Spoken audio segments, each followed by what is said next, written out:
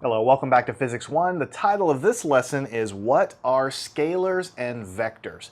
This is probably one of the first topics that students get to in physics where it's really a foreign concept. Most of us have never heard of what a scalar is before you take physics, and most of us probably don't, we may have heard of the word vector, but we really don't know what it means until you get to physics. And so if you don't understand these things ahead of time, you get to physics and sometimes it seems really confusing. By the end of this lesson, you should understand what a scalar is, what a vector is, how they're different, and why they're both important. And then in the next few sections, we're going to actually drill down into vectors and scalars even more and start to learn how to work with them. But just to kind of like disarm the situation, scalars and vectors are very, very simple. You actually know what they are already, you just have never put those words to it before. So in essence, we're going to talk about scalars first, then on this side of the board we're going to talk about vectors. Now, a scalar is a quantity, any measurement that only has a magnitude. It doesn't have any direction information, it's just a magnitude. So let's start writing some things down. A scalar, that's how you write that. Its magnitude only. Now, what do I mean by magnitude only? It means there's no direction info.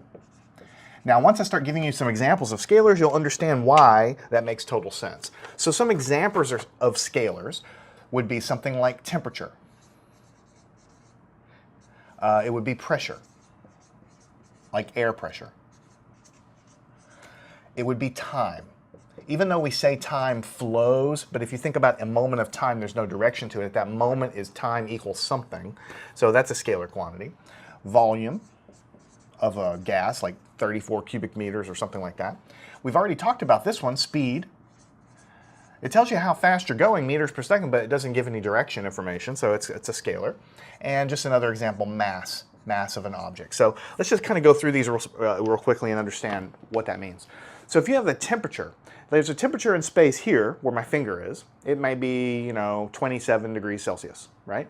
And there's a temperature over here, 34 degrees Celsius. Those temperatures are different, but there's no directionality to this temperature. If I measure the temperature here, which way is the temperature pointing?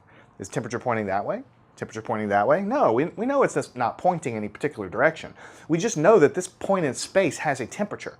So it's just a number. That's what we call magnitude. Magnitude is how big the number is, right? All of these share the same kind of thing. The pressure, you might think pressure has a direction, but at this point in space where my finger is, the pressure of the gas is acting in all directions, pointing into this point, right? So at this point, the pressure, 34 newtons per square meter, or whatever the pressure is, it's not pointing any particular direction, it's a value at a point, okay?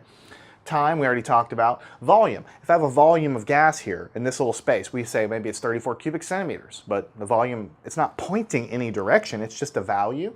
Speed, we already talked about, and mass. This marker has a mass of, 0.05 kilograms, but it's not pointing any direction, it's just a value that we give, a magnitude. So scalars are things you've dealt with all your life. They're not pointing any particular direction, they're just values, right?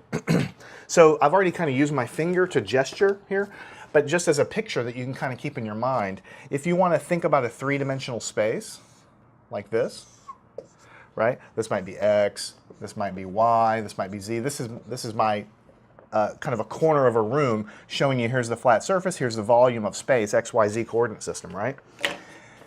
Then you might have over here some distance r away from the origin, right?